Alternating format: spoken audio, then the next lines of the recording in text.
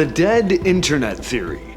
This is a concept that's been floating around forums since the early 2010s. The idea was that most of the internet wasn't actually made by people anymore, that bots, AI, and algorithms were slowly creeping into every corner of the internet, pretending to be humans so that a handful of companies and governments could control what we see and think. Now, when the theory first started getting talked about, some people wrote it off as a paranoid conspiracy theory, but looking at the internet today, a lot of those early warnings actually have a lot of truth behind them.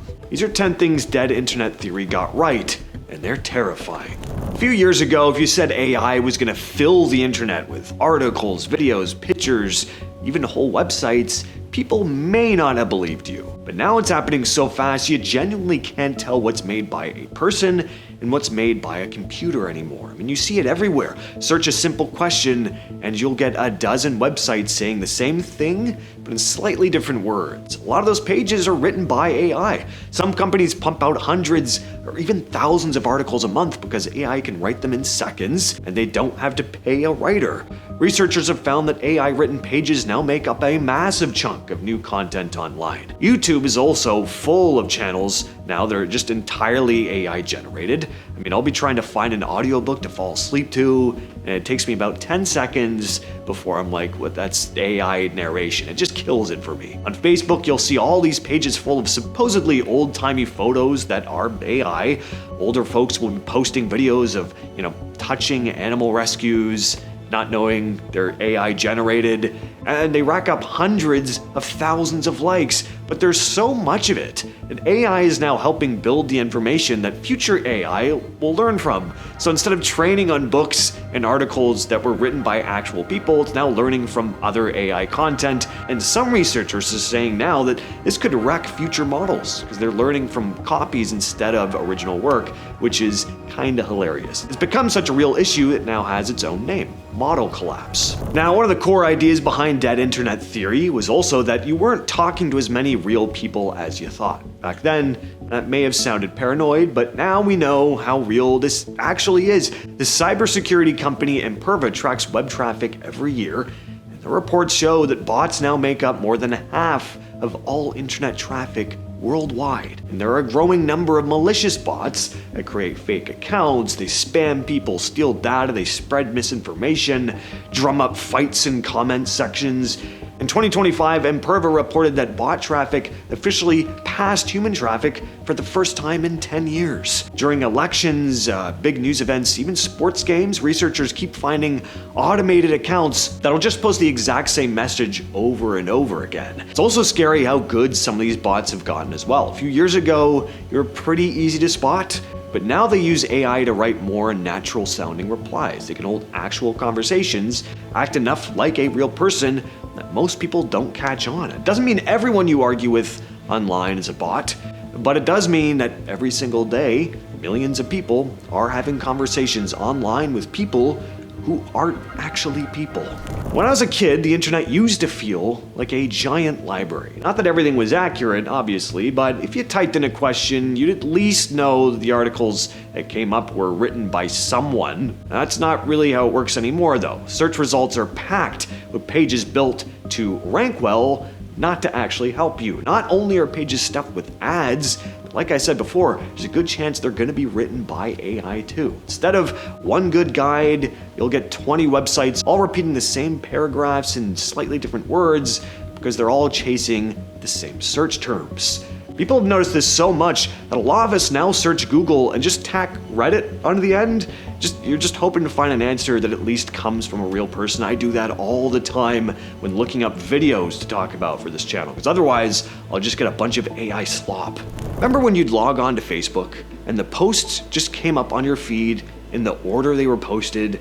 If a friend uploaded a photo 5 minutes ago, it was near the top of your feed.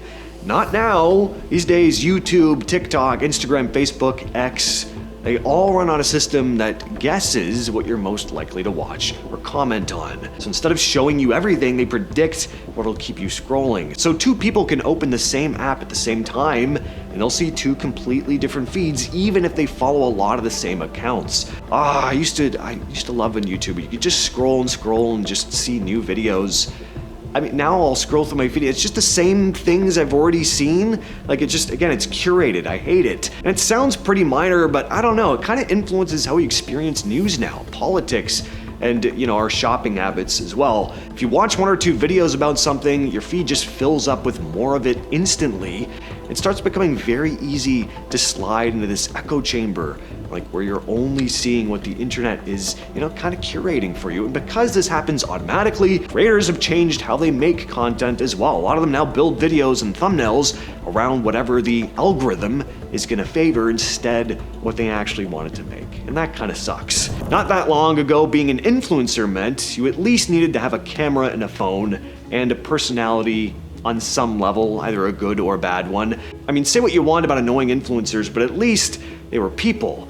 Now you don't even need to exist. One of the first virtual influencers to blow up was Lil Miquela, a computer-generated character that showed up in 2016. She has millions of followers. She's actually involved with some big-name fashion brands, but at least she's not real looking at her. I mean, she's obviously computer-generated. But things have gotten way creepier since 2016 thanks to AI. I'll come across Instagram pages now that have me genuinely wondering if the person in the photos actually exists. And I mean, how is that good? One famous example is Aitana Lopez, who's an AI fitness model created by a marketing agency in Spain. AI can also make videos and voices. There are AI influencers who live stream. A company can design an influencer with basically any personality that they want, and they never have to worry about scandals. Most importantly, though, they can have them posting around the clock. And that leads us pretty smoothly into this next point: manufactured engagement. One of the easiest ways to make people believe that something matters is to make it look popular. It's exactly why fake engagement has turned into a pretty huge business. If you see a video with 5 million views, or an account with 1 million followers, you're more likely to assume that there's some quality behind it. I mean, what's the hype all about, you think? Well, sometimes there is no actual hype. It's all manufactured. Now, buying followers is not new.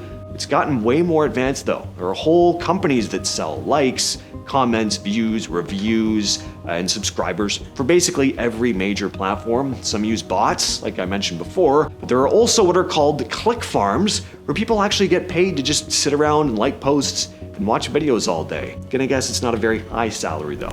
Now, I brought this up before about people unknowingly arguing with bots in comment sections, but there's something even stranger happening now. More and more conversations on the internet that don't involve a human at all. AI talking and learning from AI. Now, a lot of businesses use AI for customer service now. And if you type a question into a chat box, an AI will probably answer you. On the other end, another company might have its own AI reading these messages and generating replies. Same thing happens with content. AI writes articles and another AI summarizes. AI writes product descriptions and another translates. AI videos get transcribed by AI, which gets summarized by yet another AI assistant. The information just keeps passing to these different machines. If AI models keep training on material that AI wrote instead of humans, mistakes start piling up. A study published in Nature in 2024 showed this happening and called it, again, model collapse. As newer AI generations keep learning from AI-made data, they lose information and it gets less reliable. Similar topic now, recycled content. I mean, do you ever search something, you click through 5 different sites and realize they all say the exact same thing? I run into this all the time when doing research for videos on this channel. Again, a lot of websites don't create anything original anymore. They just rewrite articles that already exist. One site copies another, then a third rewrites that version. AI makes this incredibly easy, again, since it can take an existing article and spit out dozens of slightly different copies in seconds. The wording changes a bit, the information usually doesn't. You see the same pattern on social media.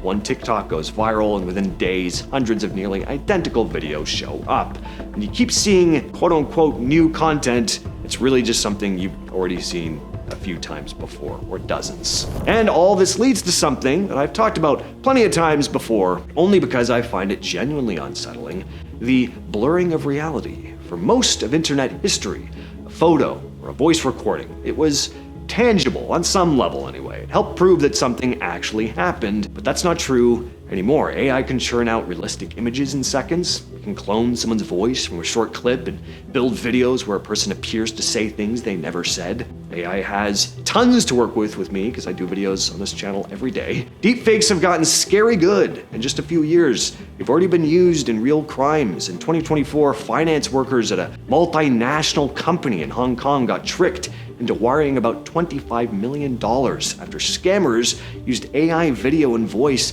to impersonate senior staff in what looked like a normal video call. The employee thought he was talking to his real coworkers. And we're seeing how this stuff affects discourse online. People are divided enough as it is, and now it's not even enough to ask if something happened. People have to ask whether the photo, video, or recording proving it happened can even be trusted. And that's pretty scary. So I'll leave you with that, I guess. That's been the video, and I will catch you, yes, you specifically, in the next one.